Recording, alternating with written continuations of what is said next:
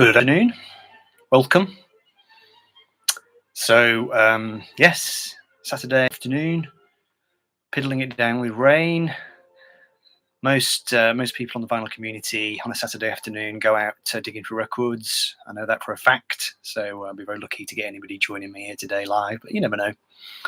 I'll ramble on and then I'll either leave it up or I'll chop it down and re-upload it as a proper video. So yeah, I thought I would do a little topic which I've been thinking about for a long time. Musicians who got sacked. Hello, Sean. I don't know why this idea came into my head. I've always been sort of interested in the stories of bands and members of bands, and it's particularly interesting when group members get fired. I think particularly when it's either on the eve of some incredible amount of success or they get fired mid-term. Hi, Steve. Oh, spreadsheets. Okay, well, you crack on with your spreadsheets. I'll just ramble on in the background. Hello, Richard. Hello, Ryan. Goodness me, I'm being spoiled here now. So I'm not very good with these live streams at keeping up to speed with the things down on the right-hand side, these little messages. So please don't be upset if I miss something that you've said. I will see it later. I'll go back and have a look at it. If people would like to just chat amongst yourselves, I'll kind of ramble on. I've got quite a lot of stuff to get through, so like I said, I might not see your comments live. I'll try. I'll do my best, but if I miss any, then I apologize and I'll try and get to them later. So, musicians who got fired. Let's start with the great granddaddy beast of them all, and I was wondering whether I actually had any record or CD that had a photo of Pete Best on it. I thought I had the Anthology Volume 1 on CD. Turns out I do not. Then I remembered this record. This is the early years, the Beatles featuring Tony Sheridan. And here we can see Pete Best, who obviously, he was the original drummer for the Beatles. He was fairly important in the Beatles' kind of early story. His mother ran the club which they played in, the Casbah Club. Pete Best actually was the guy who did all the accounts. In fact, he almost became their manager. Him and his mother almost took over the management of the Beatles. It was, they were really very well connected with them in a sense. But unfortunately, the Beatles didn't really consider him to be in the band. They just allowed him to play drums so that they could get to Hamburg and be a proper band. And almost immediately after he joined, they were trying to get rid of him. History tells this story that he was in the band for a couple of years and then they suddenly knifed him in the back. But the story was more complicated than that. They were always trying to get rid of him. They didn't really like him. They didn't get on with him. He was different from them. He was a quiet guy, fairly introverted. He kept his own company, didn't hang out with them much, not even in... Hi, Chris. How are you? Not even in Hamburg. He was. He kept himself to himself. In fact, what he used to do is he used to take himself off to the homes of various strippers. When the Beatles were carousing together and having a good time, Pete would take himself off. The really famous story, of course, is when they all went to get their haircuts. Their friends Astrid and Klaus Vormann in Hamburg. These very kind of intellectual, arty, bohemian German friends that they had. Paul, George, and John, and maybe Stuart Sutcliffe all went to get their haircut. Hi, John. I'm just rambling on. And they all had the Beatles haircut. Pete, of course, never had it. He kept the hair as a big, brill creamed thing. And yeah, he was just doomed.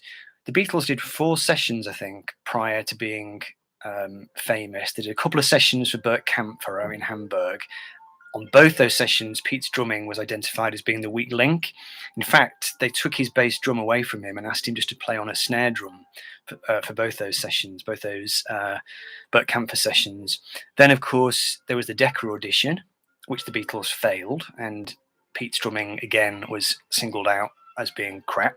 Then they did the EMI audition for George Martin, and yet again his drumming was singled out for being crap. And then they finally decided to get rid of him, and there was a bit of a legal tussle. What Brian Epstein had to do, he had to basically, I think he had to fire all the Beatles. He had to completely terminate the business agreement that he had with them in order to re-engage them again. So an entirely new contract had to be drawn up this time with Ringo Starr as one of the signatories rather than Pete Best. So it was all incredibly messy. Famously, the Beatles did not face Pete. They asked Brian Epstein to do it, or they told Brian Epstein to do it. Excuse me. Don't you always get interrupted when talking about Pete Best and the Beatles?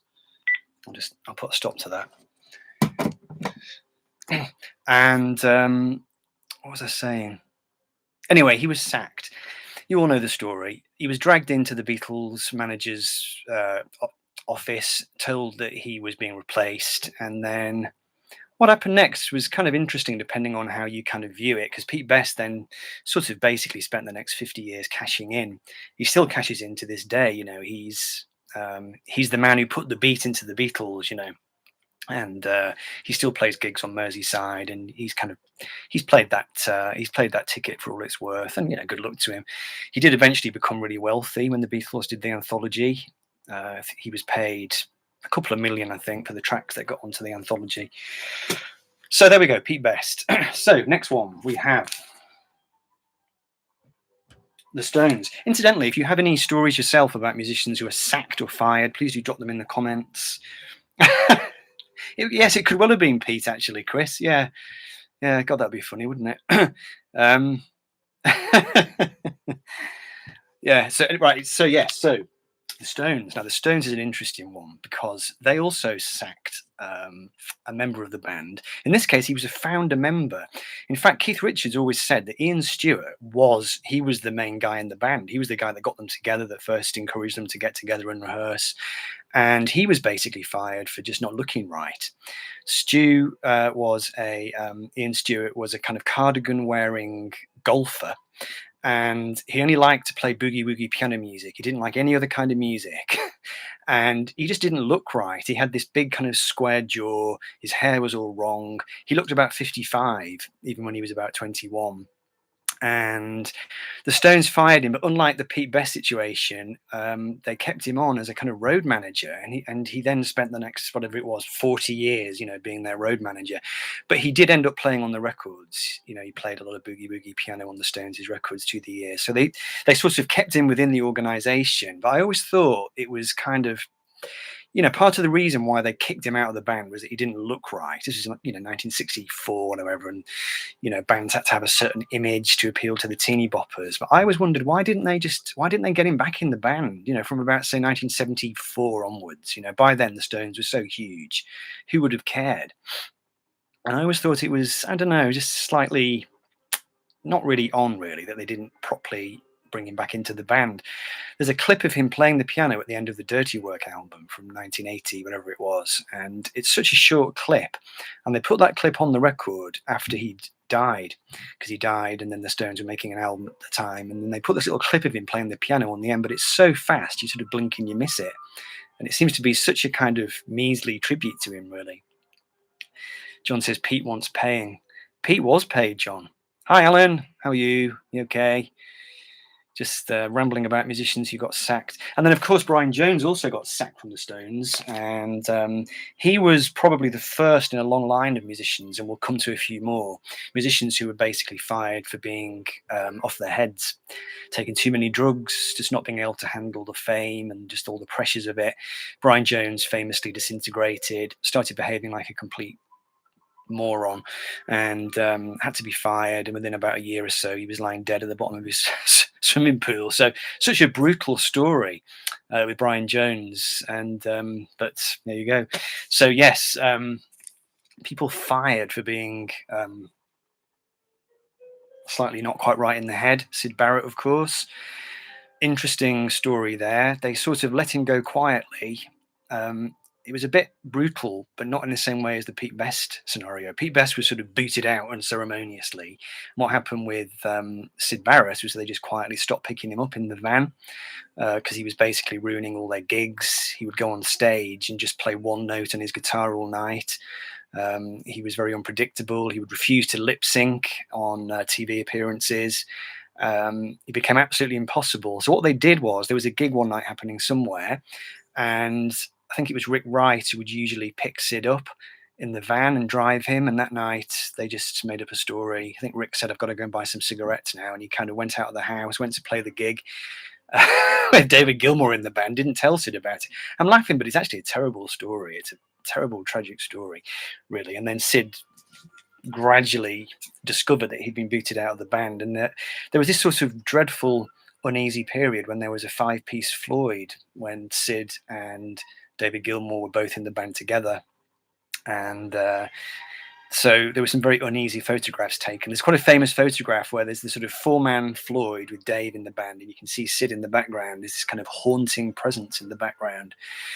And for Sid, of course, it was a total disaster, personal disaster for him, because it had been his band, really, and he just disintegrated after that. And, terrible story unfolded then for at least, 20 years. Absolutely terrible state of affairs happened on the back of that, and his personality completely disintegrated. So, hi, Alex. I'm keeping well, thank you.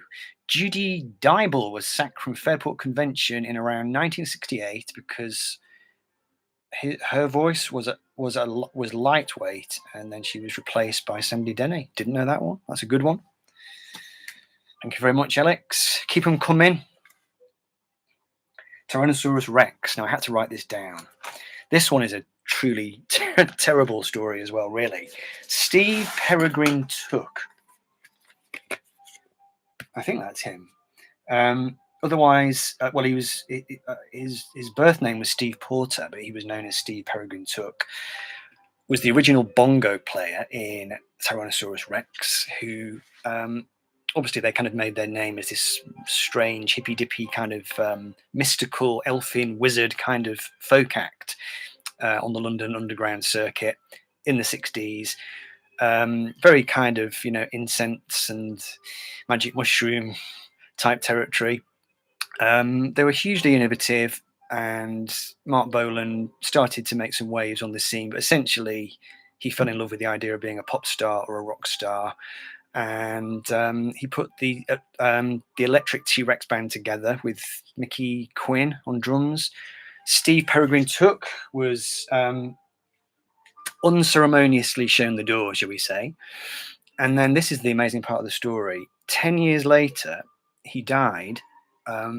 He had a drug problem, so I think he was addicted to cocaine, but he died, get this, he died from inhaling a cocktail cherry. Now, I don't know whether that was by accident, whether he was inhaling something else and the cocktail cherry went up his nose, but essentially that was the cause of death. On the death certificate, it didn't go down as a drug misadventure. It went down as he died from suffocation from having inhaled a cocktail cherry. So that's what became of Steve Peregrine Took. What cheery topic this is for a Saturday afternoon. I'm trying to go chronologically with this, but I might not. I might come slightly out. Bebop Deluxe. Bebop Deluxe.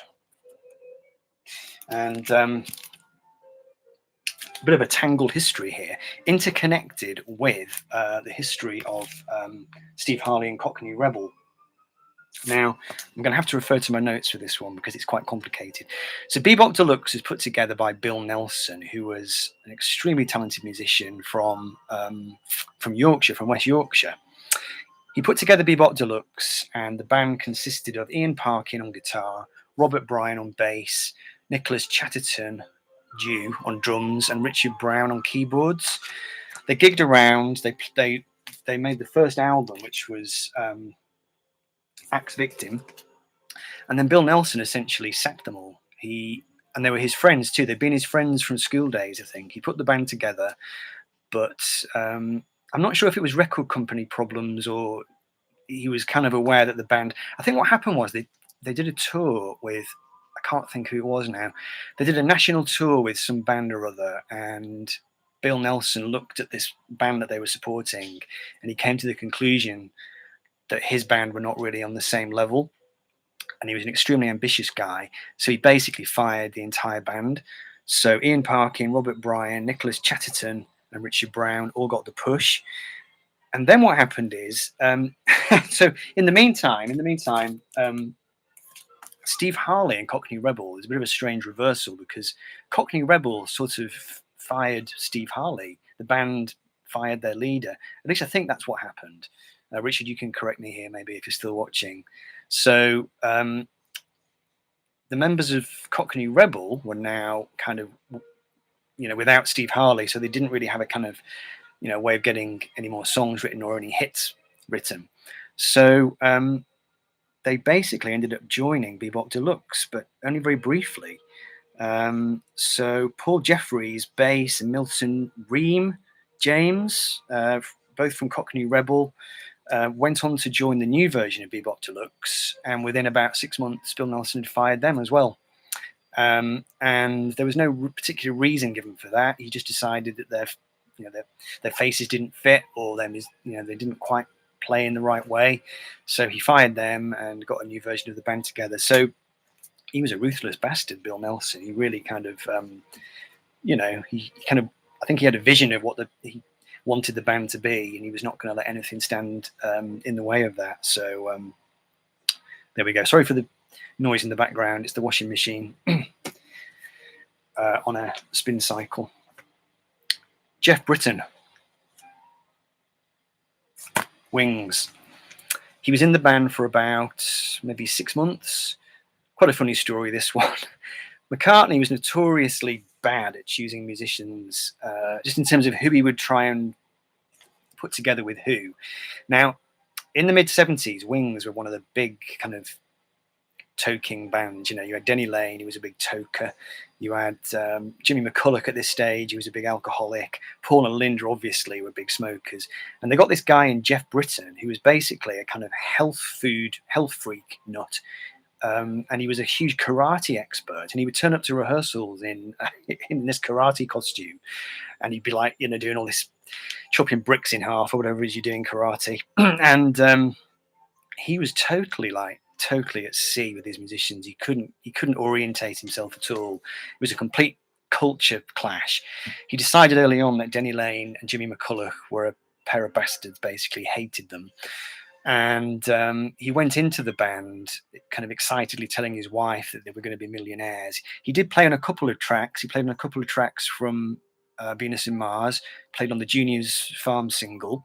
But then there were all these tensions in the band. He had to be let go, and he was replaced by Joe English. So, and that was his kind of like, his 2 minutes of fame came and went. And I assume he went back to being just doing karate and being a health food nut. So. On a right plum, says George. Are you talking about Jeff Britton? Yeah, and I mean, to my knowledge, Jeff Britton has never been interviewed. I've never seen an interview with him. I don't think he's on the Beatles convention circuit, but it's a pretty amazing story.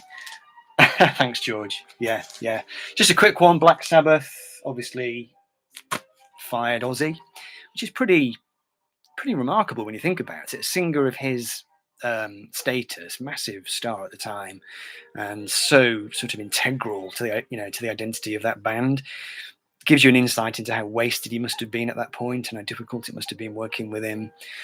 They sacked him, obviously, got Ronnie James Dio in, and that really started them on a journey where they were going to just morph and turn into something entirely different. If it hadn't been for Ozzy leaving, would Sabbath actually have survived in the way they did? Because they changed into something that was much more kind of operatic metal, and that was to see them through, a good many years.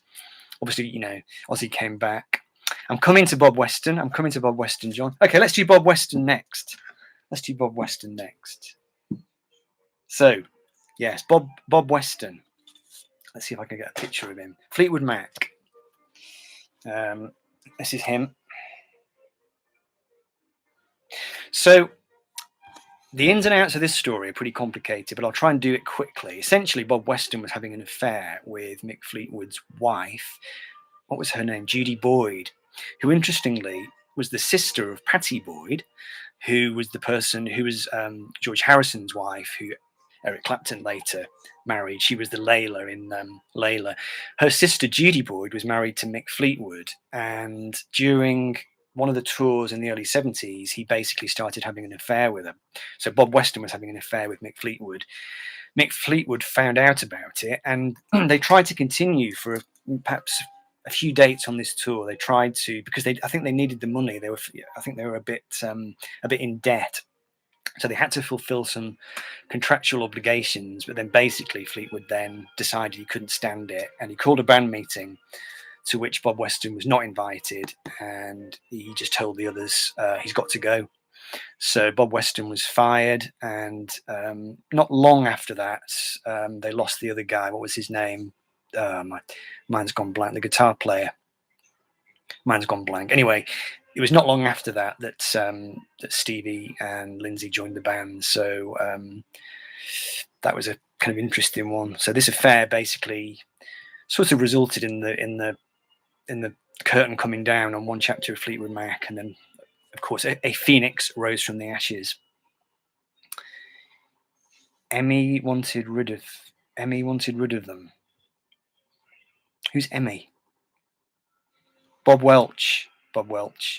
Yeah, Bob Welch was the guitarist in Fleetwood Mac, who then left the band. I've done Pete Best, George. I started the video with Pete Best, so you can check back later and watch my commentary on that if you like. I did a video on Pete Best on my Beatles channel. This is going back a couple of years, and it's one of my most watched videos of all time. It literally, it got about 30,000 views. I don't know why. I guess it's still seen as being a kind of controversial or a kind of interesting topic, I guess. But I think his story, certainly is the granddaddy of them all, really. Right, let's see what we've got here now. Glenn Matlock, Sex Pistols. Now, was he fired for being too good? I'm not that up on my Sex Pistols history, but Glenn Matlock certainly, well, as far as I know, he was fired from the band. He didn't leave, did he? He was pushed, even though he was their songwriter and he was the only good musician in the group. And I guess maybe that was the problem with him, really. He was kind of, he didn't properly sort of imbibe the punkish notion that you should not be able to play your instrument and you should just basically be a bit of a rank amateur. I think Glenn Matlock was far too, he was into the Beatles, wasn't he? That was the thing that really got up the noses of Steve Jones and John Lydon, and the fact that he was a Beatles fan. To be a Beatles fan in mid-1970s punk London was not really a thing, was it? Phony Beatlemania has bitten the dust, as Joe Strummer sang. So I think as soon as Glenn Matlock said that, he was probably doomed. Oh yes, the cherry up the nose. Yes. Cocktail cherry, George, a cocktail cherry. Are they very small little things, cocktail cherries? I would imagine that they're kind of bijou cherries, but I wouldn't like to die with one up my nose. Pretty horrendous. Okay, so bear with me for this one. This is one of my nice little obscure ones. This is the Motors, my first favourite band. So we've got Andy McMaster and Nick Garvey. These two guys have been in a band called Dux Deluxe, not Bebop Deluxe. They put the Motors together with these two guys, Bram Tchaikovsky and Rick Slaughter. They did a couple of albums, and then, God knows why, Andy McMaster and Nick Garvey decided that they wanted to sort of just become the Motors. They wanted the Motors to be just these, to be the two of them, and they wanted to demote these two guys here to the level of session. So they put them on a salary, and within a couple of weeks, they just basically left the band.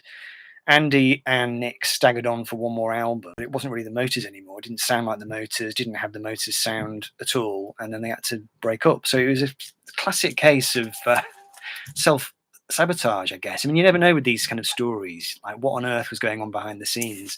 But after that happened and they fired these two guys, they then brought the album out again, just with the two of them on the cover. So, like I said, just completely shot themselves in the foot. Maybe it was a greed thing. Perhaps they wanted more cash. I don't know. It's just one of those stories that has certain kind of mysteries built into it, really. Squeeze. Now, there's some controversy behind this one, and Harry Kukuli, the original bass player from Squeeze, and he'd been in the band since 1974. They signed to A&M in 77, did the first album, which was called Squeeze, did the second album, which was Cool for Cats, and then Harry was basically sacked from the band at that point for not being good enough on the bass. I think he was a bit of a disco head. They didn't really want to go down that route. Now, what happened with this one? The Kill for Cats album was repressed, and not only did they remove Harry from the cover and replace him with the new bass player John Bentley, they also, extremely controversially, put John Bentley's name on the cover as playing bass instead of Harry Kikuli's name. So Harry had played bass on the album. He played bass on Cool for Cats. He played bass on Up the Junction, Slap and Tickle, etc. Sacked from the band, name taken off the record, his credit for playing bass given to his replacement, and then Harry took legal action. But I think it took him something like 20 years. When the CD of Cool for Cats was finally released, eventually it was released back with the purple cover again, and the original photo of the band was replaced on the back, so the credit went back to being Harry again. But that was pretty brutal stuff, really. And Squeeze were always very, very ruthless with their bass players. Years later, they broke up in '82, reformed in '85, got John Bentley back in for one gig, got his hopes up, and then sacked him again. Replaced him with, well, not sacked him again because they hadn't sacked him before. Brought in a guy called Keith Wilkinson, who was then with them for several years, and then sacked him because he wanted some songwriting credits. Then they got John Bentley back in the band again, and then sacked him again. Just an endless parade of sacked bass players. Absolutely horrific. Alex, Peter Banks, original guitarist, sacked from Yes, replaced by Steve Howe in either '69 or 1970. I've got a feeling that Peter Banks might have left Yes. Now, I could be mistaken. My memory is telling me that he didn't like the orchestrations on the Time and a Word album, and maybe he was forced out, Alex. I don't know. My memory is telling me that he actually left the group, but I could be mistaken about that. Were there any more sackings from Yes later on? Oh, yeah, they sacked John Anderson. Not sure when this came about. A few years back, they were doing some big tour, and John Anderson was suffering from asthma, a very chronic, some sort of chronic respiratory illness. And rather than putting the tour on hold and waiting for him to get better, they sacked him and got somebody else in. And this was John Anderson, somebody who'd been with them all the way along, really, apart from a few years back in the early '80s when he was replaced by Trevor Horn. And but I think in the case of Yes, I think they were always battling against being on the verge of bankruptcy, and they were probably just desperate to get the tour done in order to fill the collective coffers, so maybe that was why they had to go ahead without John Anderson. But I thought that was quite a brutal decision. Ryan, didn't they sack Patrick Moraz too? They may well have done. So Patrick Moraz came in after Tales from Topographic Oceans, I'm thinking, because that's when Rick Wakeman left the band. Did Patrick Moraz play on Relayer? My Yes chronology is not very good, but I know Rick Wakeman came back, didn't he, for the Going for the One album. So maybe they had to boot Patrick Moraz out in order for Rick to come back. Not quite sure, Ryan. Not quite sure about that one. But yeah, I don't know. These people. Right, we're almost there, I think. I think I missed some out. Def Leppard. On Through the Night. And here we can see Pete Willis. That was his name, wasn't it? Yeah. Pete Willis on guitar. One of the original members of Def Leppard. Himself along with Steve Clark, with the two guitarists, of course. And he was booted out of the band for drink problems, I think. But what is often forgotten, because I think people often think of him as being on the first album and then they got in Phil Collin. But in fact, I think he ended up playing on at least 2.5 albums. I think he might have even been on Pyromania. I think Pete Willis was on Pyromania. And he tells the story of being on the Dole and going down to the Dole office and trying to get his check or something, or trying to sign on. And Pyromania at the time, I think, was #1 in the US charts. But they booted him out, and he was kind of flat broke. So he had to. I'm not sure what actually became of him in the end. I mean, I assume he eventually got a steady job, got a day job. But that was a fairly brutal thing, really, because Def Leppard were absolutely massive, weren't they? Shortly afterwards. Hysteria, which came out in whenever it was 84, Def Leppard became the biggest band in the world for a few months. So Pete Willis must have been really kicking himself. I got Chris. Yeah, Paul. Is it Paul Diano from Iron Maiden? Why was he booted out? Don't know too much of the story of that. And I guess Blaze Bayley would also have been booted out later when Bruce wanted to come back. David Cross kicked out of King Crimson. Ryan, thank you for that. Don't know the story of that one. Do share. AC/DC is another one. There was a guy called David Evans, was the original singer of AC/DC, and he was booted out to be replaced by Bon Scott because he just didn't have the right kind of voice for AC/DC, really. His voice, Chris. Right, okay. I assume that Maiden wanted to go down more that kind of operatic kind of route, and Paul's voice was not quite right for that. Honestly, there are so many examples. I googled this before doing the video, and there were so many examples that I didn't know about. Bands that I'm not into. The last one I was going to mention was Tony. What was his name from Oasis? The drummer from Oasis, Tony. Mine's gone completely blank. Anyway, Tony Carroll was the drummer on the first Oasis album, and he played a couple of tracks on the second album as well. He played on Some Might Say on the second album, and with him, he didn't get on with Noel Gallagher, or rather, Noel Gallagher didn't get on with him.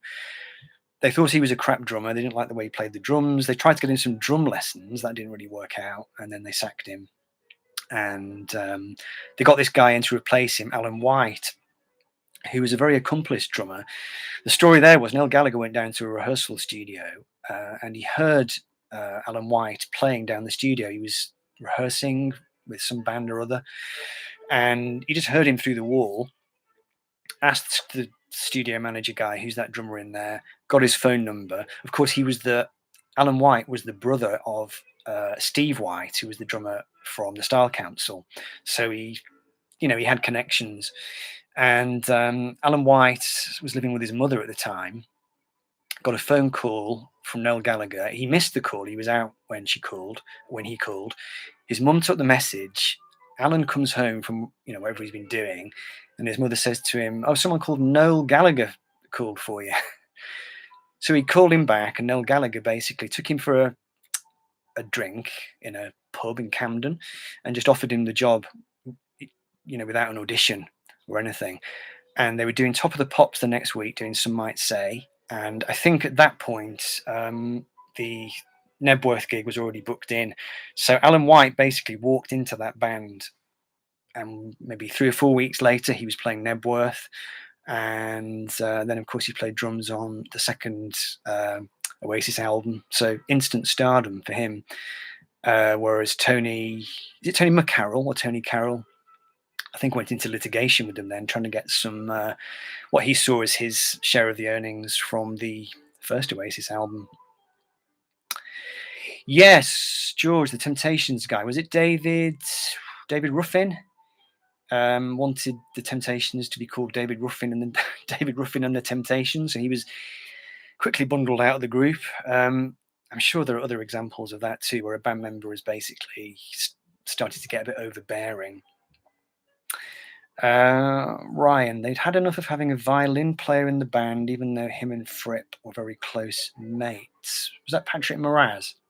I thought Patrick Moraz was a keyboard player, Ryan.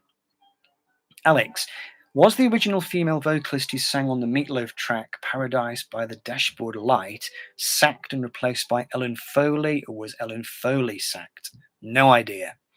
No. What I know about Meatloaf, you could comfortably write onto the back of a postage stamp, I'm afraid. Hello, Invisible Ray. Dixon or bust. Keep your Andrew Dixon politics out of this stream, Ray. Don't go there. We're talking about sacked musicians. You've missed the stuff on Pete Best. Richie Blackmore, says Chris, has sacked most people from all versions of Rainbow. Richie Blackmore has always struck me as being a real sort of objectionable old goat, really. I've kind of seen him being interviewed, and he strikes me as being quite a humourless man, very clever man, but maybe not somebody with a big sense of humour. I know he sacked Graham Bonnet from Rainbow, didn't he? Because Graham Bonnet refused to grow his hair. he had short hair, and they didn't think it was right for a sort of heavyish band. Even though Rainbow were not a big heavy metal band, really, they were more a kind of radio rock band at this point. I mean, he sang vocals on All Night Long, didn't he? But he had this kind of short hair. Richie decided his hair was not right, asked him to grow it. Graham said no, and I think that was the end of the line for him. John Downing. David Ruffin kept turning up to gigs and jumping on the stage after he was sacked. My God, that's desperate, isn't it? Imagine that. Imagine that. Chris says that Ronnie James Dio sacked. Sorry, that it would have been Richie Blackmore sacked Dio and Joe Lynn Turner. Why did he sack Joe Lynn Turner? He was a good vocalist. Bobby Whitlock. Yeah, the story of Bobby Whitlock. I've not been keeping up to speed with that, Ray. You might have to fill me in on that one. I know John Heaton's very interested, isn't he? So anyway, I think I probably exhausted my litany of sackings there. Too effeminate, right? Okay, that's interesting. So he sacked Graham Bonnet for being too masculine, maybe, and then he sacked Joe Lynn Turner for being too effeminate. So there was clearly a very kind of narrow spectrum that you had to fall into. You had to be just there on the dial. Shrouded in mystery. Bobby Whitlock wasn't sacked. He just wasn't asked back. Oh, brutal. Brutal. So there's one humiliating story, and that's the guy that they brought in after Phil Collins left Genesis. They brought in that guy from Stiltskin, didn't they? What's his name? Ray something. He did that one album with them, that Calling All Stations album, which was a bit of a disaster, really. It was a kind of very bland sort of record. He joined the band. He basically gave up his career at that point because I think Stiltskin maybe was still around then, or he had a solo deal or something, but his career was starting to happen. He got the offer to join Genesis, and he basically agonized over it, but then he decided he was going to join Genesis and try and do that. But within months he said he just realized he'd made a terrible mistake, because the music that they did together clearly wasn't shaping up to be that great, and the tour was a bit of a flop. And it basically just poleaxed his career because he wasn't able to regain the momentum that he lost prior to doing Genesis. And these days he's reduced really to just appearing on the Genesis convention circuit and playing Genesis songs. And now, of course, Genesis are back with Phil Collins in the lineup, so he probably kicks himself over that one. Okay, Rowan. Hello, Rowan. That's my son. He must be sat in the kitchen. I agree, he says. Yes. Good. I'm pleased you agree. So I think I've come to the end of my road. I did have a list of a list that I was working my way through. That's not it. I'll just get my list. Hang on. Richard Wright. Richard Wright, Pink Floyd. This is a good story.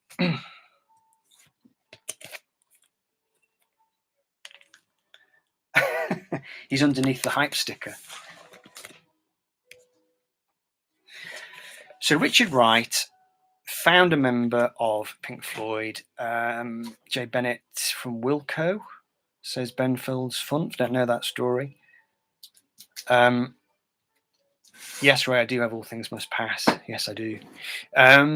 Richard Wright, forced out of the band, forced out of Pink Floyd in 1979 by Roger Waters during the Wall tour.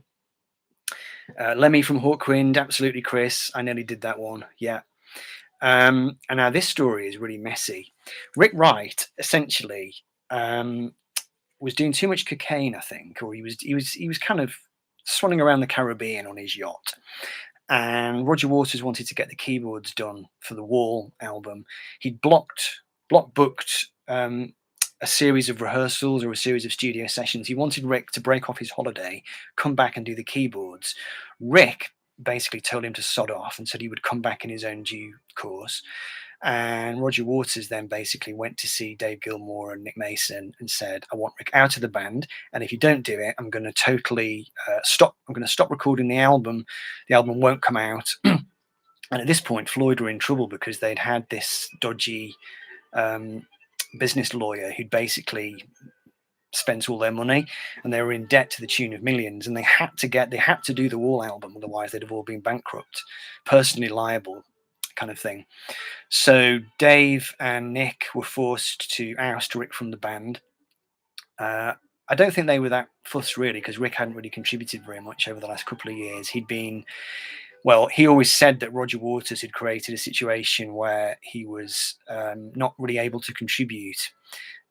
Roger has disputed this a lot over the years. He's always said how ridiculous an idea it is that I would stop Rick from writing songs. But I think in Rick's mind, he was, Roger had created a situation where it was impossible for Rick to contribute. It was impossible for him to actually, be creative, because Roger was bullying him essentially. Anyway, so the long and short of it is that Rick was bundled out of the group. Don't think his name appears anywhere on the Wall album. There's no credits for him on that album. In fact, I don't think even Nick Mason is credited on that record either. Then, of course, there was the whole mess. Roger Waters then leaves Pink Floyd, huge amount of litigation. And when Dave Gilmour put the band back together in '86 to do Momentary Lapse of Reason, of course, they got Rick Wright back into the band in order to, give it some credibility. So Rick Wright got the last laugh, really. Chris, I did Aussie. Rick Parfitt, I didn't know Rick Parfitt was booted out status quo. I thought he just died, didn't he? Yeah, Chris, I did Sid Barrett, and Lemmy from Hawkwind. Yeah, I mean, some of these stories have sad endings, and some of them obviously have these amazing kind of after stories, like Lemmy, sacked from Hawkwind, kind of went on to this amazing career with Motorhead. But anyway, so I think that'll have to do. It's been rambling on for 45 minutes, so that's probably enough, isn't it, really? So thanks for joining me for that one. Thanks for your suggestions. I'm sorry if I've missed anybody. If I have, I'll go back and read them later. So yeah, cheers. Have a good day, folks. See you soon. Bye.